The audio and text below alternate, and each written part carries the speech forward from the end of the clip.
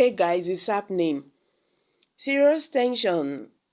Tinubu begs for mercy as court may nullify him for this shocking reason. Nigerians, it don't tough. Welcome back to Prospect Channels TV. Thank you for coming out here. If you are just joining us, please kindly subscribe. And don't forget to give us a thumbs up. Thank you.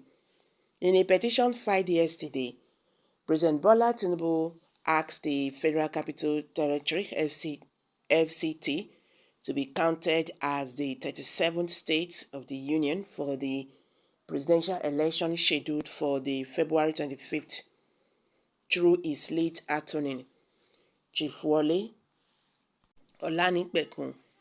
Tinubu adopted his final written address and stated that the FCT is the 37th state.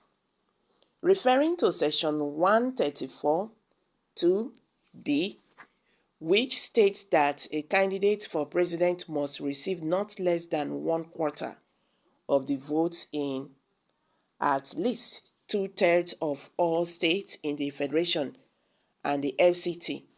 He claimed Tinubu received 1/3 of 2/3 of the votes in the FCT, making him eligible to be elected president.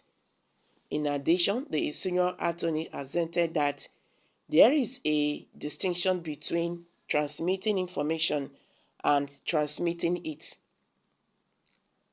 noting that the Independent National Electoral Commission's IREF portal had no part in compelling election results.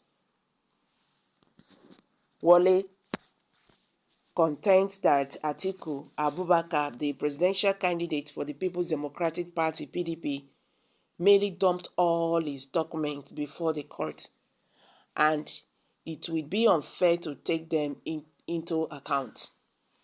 Chris Uche, the petitioner's attorney, insisted that obtaining 25% of the votes cast in the FCT was necessary. He asserted that the alleged technical error by INEC was international and created space for Tinubu, favoring results manipulation. He asserted that it is the responsibility of the electoral body to demonstrate why a technological error costs Nigeria 355 billion. The Presidential Election Petition Court withheld judgment until a time that would be made known to the parties. In addition, yesterday, at the court, Chimamanda Adichie joined Labour Party presidential candidate Peter Obi and his running mate, Dati Baba Ahmed. The result of the February 25, 2023 election, as announced by INEC, are being contested by Obi and Baba Ahmed.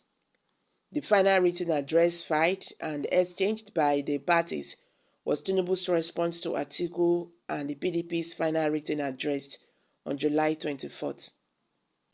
Meanwhile, Kenneth Okonkwo has revealed that only Peter Obi is permitted to go for a rerun, as INEC admitted Tinubu did not secure 25% in FCT.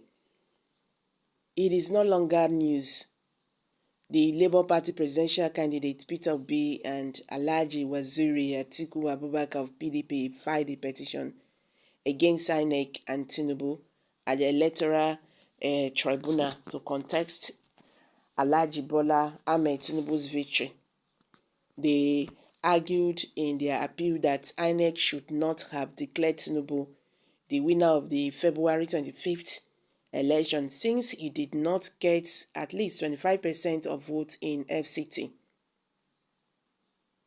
Since the petition began, other sittings have been held and the case is now awaiting the final judgment.